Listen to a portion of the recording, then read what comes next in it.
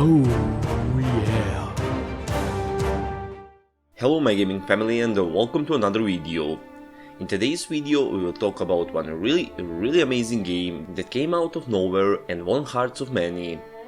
We will talk about an indie game that sold over 1 million copies, and on question, is it worth playing in 2022 after 3 years since released? The answer is definitely yes, no doubts. And now we will see why is that. But as always guys, before we continue, you could consider supporting this channel, and the best way to do that is to smash that subscribe button. Come on guys, let's finally see some better numbers. Anyway, Outward is an open-world fantasy RPG developed by Nine Dots Studio and published by Deep Silver. Nine Dots is a small indie studio from Canada, but even though the size of the team is not huge, they managed to bring us something really amazing. So let's first check out the story of the main game and the DLCs. Outward is definitely not like other RPGs you encounter these days in many segments, and that includes the main story of the game. The main focus of Outward is exploration, and the game itself doesn't give you any directions.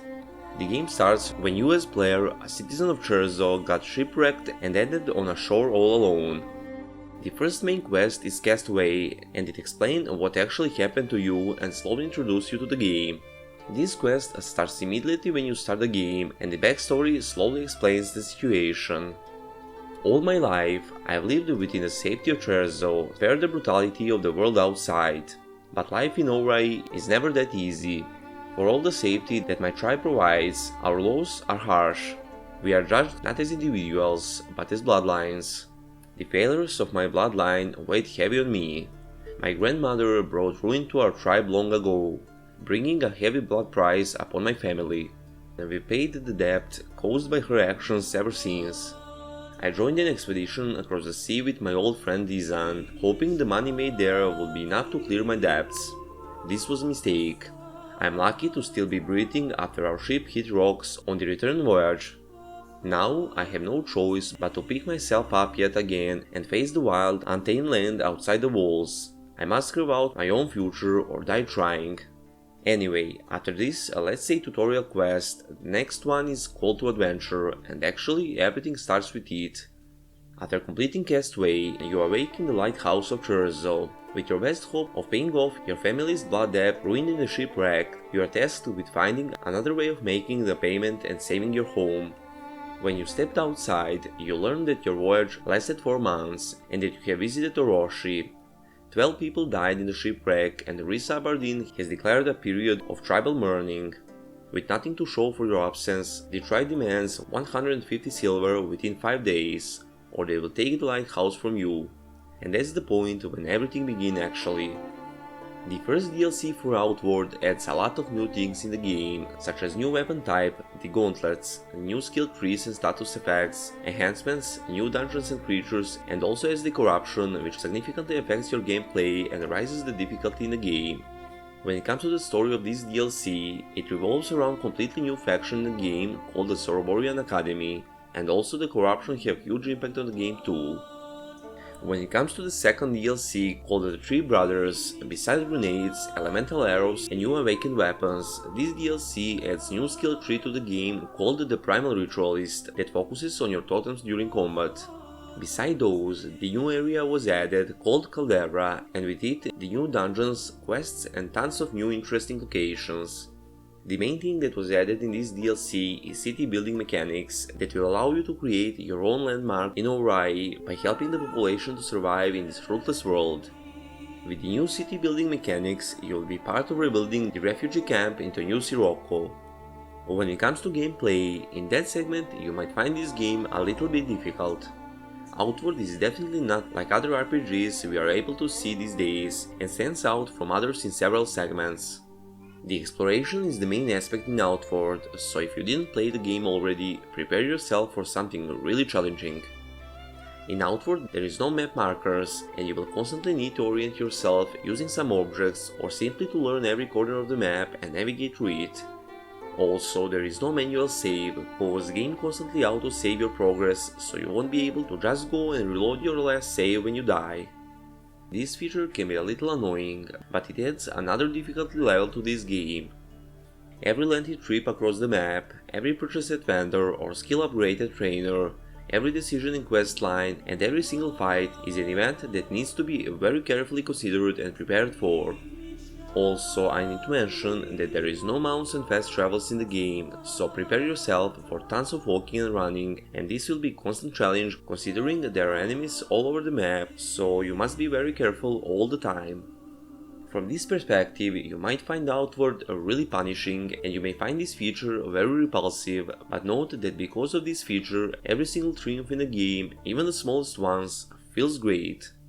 Constant caution and alertness are must in this game. You need to cook and eat, drink fresh water, take care of your outfit cause there are cold areas that need warmer outfit and desert areas that require lighter clothes. You won't even be able to sleep peacefully cause there is always a chance of being yanked while resting.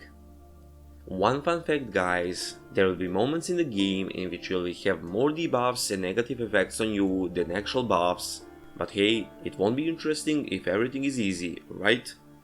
In Outward you can play your character on many different ways, and you can invest your money to learn skills at teachers and trainers. There are 8 trainers in the base game: Cabal Hermit or the Shaman to be simpler, Khazit Spellblade, Mercenary, Philosopher, Rogue Engineer, Rune Sage, Warrior Monk and Wild Hunter, and all of them have unique spells and playstyle. I will not talk in depth about all the trainers in the game, cause it will take me a lot of time. If you are interested, you can check my best friend's channel Click for Gameplay. He covered almost everything related to this game, including all the trainers. One thing I want to emphasize in Outward, and that's magic. Magic in Outward is simply amazing guys. Visually it's absolutely beautiful, but it's not like in the other games, and it's not that simple at all. It can be said that the magic in this game is designed to be, let's say, ritualistic, and it will allow you to do many different combinations to achieve the desired effect. When it comes to combat in Outward, it can be said that it's unique, but it's definitely not that simple at all.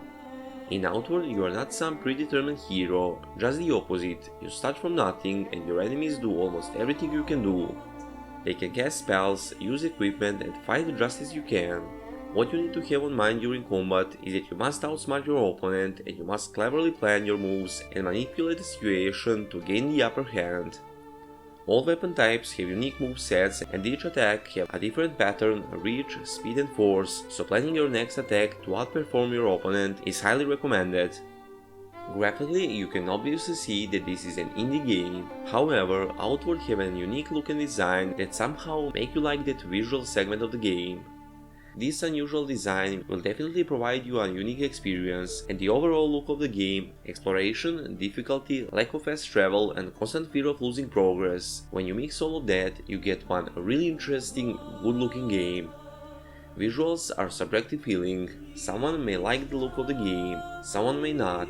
My opinion is that the game looks really good. I personally like the colors, the atmosphere in the game. To be honest, I don't have any bad word about it, and will you like it too, it's all up to you guys. The audience worldwide very well accepted the game, and the reviews on Steam are mostly positive. Plus to that, the number of copies sold so far showing us that this game is no joke. Also, I need to mention that if you didn't play it Outward so far, with Definitive Edition out, now is the perfect time to do that. When it comes to Definitive Edition, here is what the developers have to say about it. It is not just a visual overhaul, but naturally combines the new mechanics and features from Outward and both DLCs, the Soroborians and the Three Brothers, to make it feel like a brand new experience. Beside the new weapons, dungeons and DLC's unique mechanics, you can also expect quality of life improvements. Adventurers, now is your best chance to explore the world of Ourai. And that will be it for this video guys. I hope you enjoyed and I really hope that this video helped you decide to give this game a chance if you didn't already. If you found this video interesting and helpful, then like would be super appreciated. Don't forget to smash that subscribe button, and if you want to support channel in the long run, consider becoming a Patreon, if you like of course. All the links are in the description. And as always fam, until next time, see ya and stay cool.